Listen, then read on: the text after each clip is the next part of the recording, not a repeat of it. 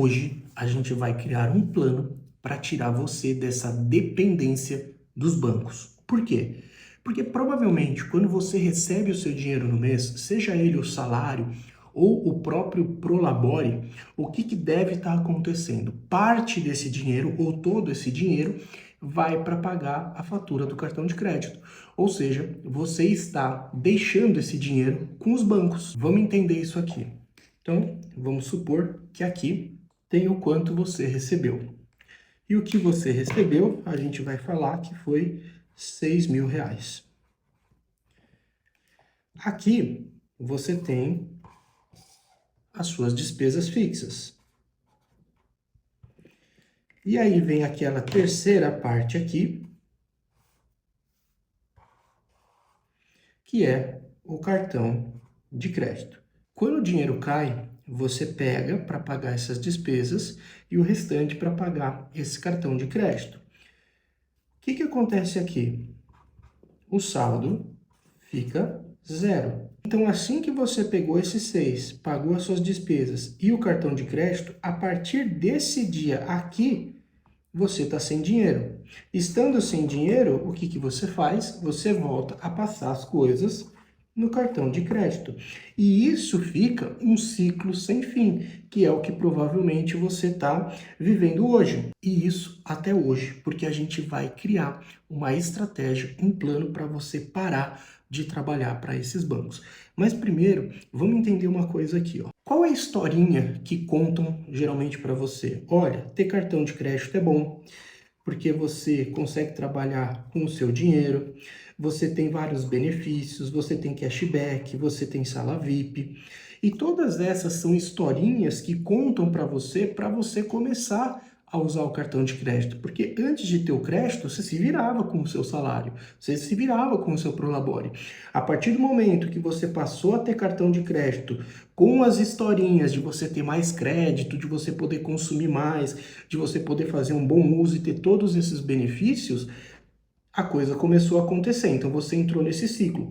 Mas essas historinhas eles te contam por um único motivo, porque por detrás do cartão de crédito rola um dinheiro muito pesado. E eu sei disso porque eu trabalho com empresários há mais de 10 anos. E o que eu vejo repetidamente são novas empresas chegando com forma de pagamento. Se a gente for ver antes lá, era a Cielo e depois começou a abrir outras. Veio a Rede, que é a do Itaú, veio a Stone, Mercado Pago, enfim, várias outras com taxas competitivas.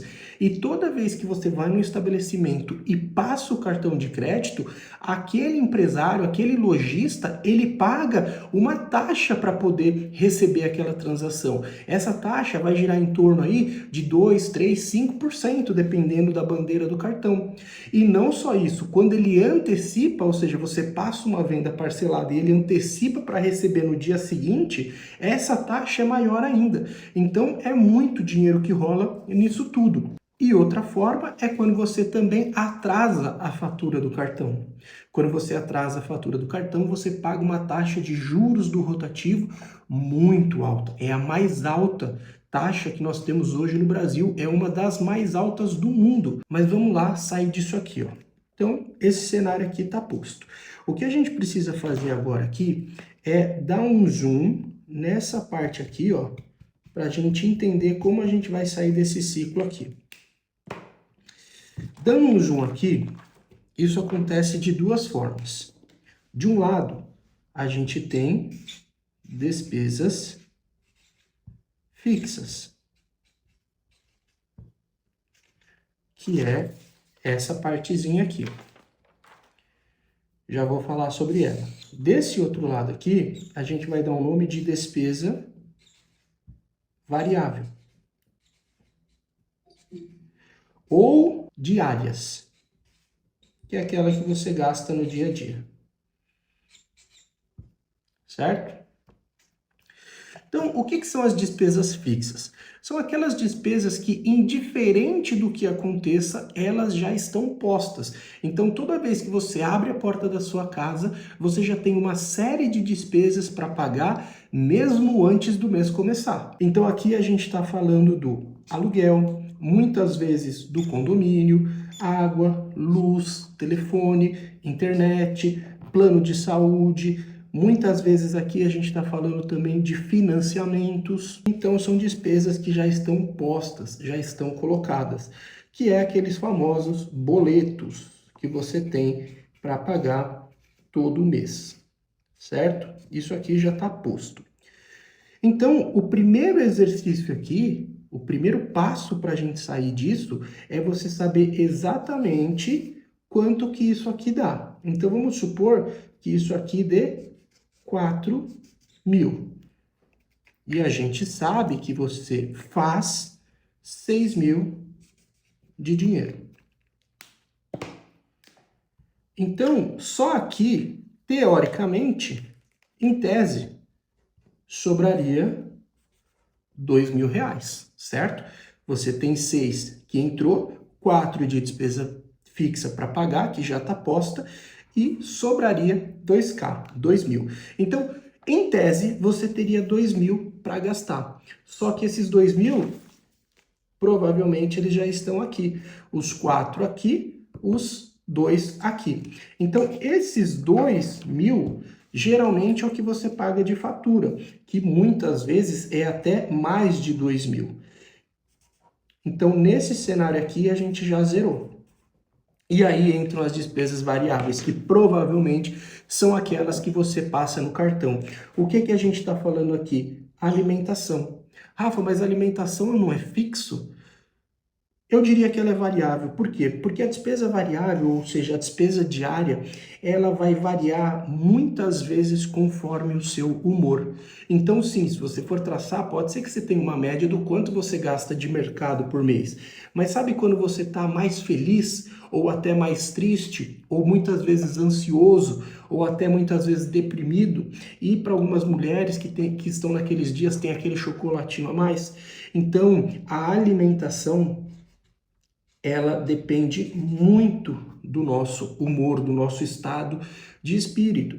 Então, ela é uma despesa, sim, diária, ela é uma despesa, sim, variável. E muitas vezes você está usando o cartão de crédito aqui. Outra coisa que tem aqui são aqueles planos de assinaturas.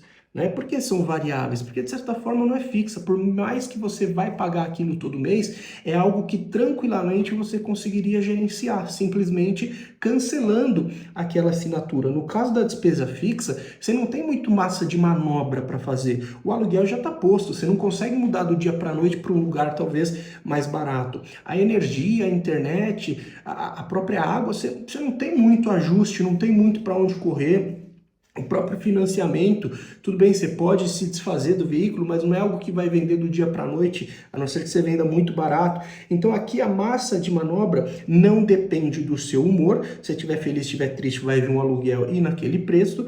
E também você não consegue fazer muitas coisas rápidas em relação a isso. Desse lado, sim, você consegue economizar no mercado, você consegue cortar uma assinatura. Muitas vezes também aqueles aplicativos de transporte. Então, de repente você está cansado num dia, você fala, hoje eu vou de Uber pro trabalho, vou voltar de Uber. Outras coisas que podem acontecer são os bares e os restaurantes. Então, trabalhei a semana inteira foi puxada. Hoje eu vou me dar o luxo de comer num restaurante, hoje eu vou no bar com o pessoal do trabalho.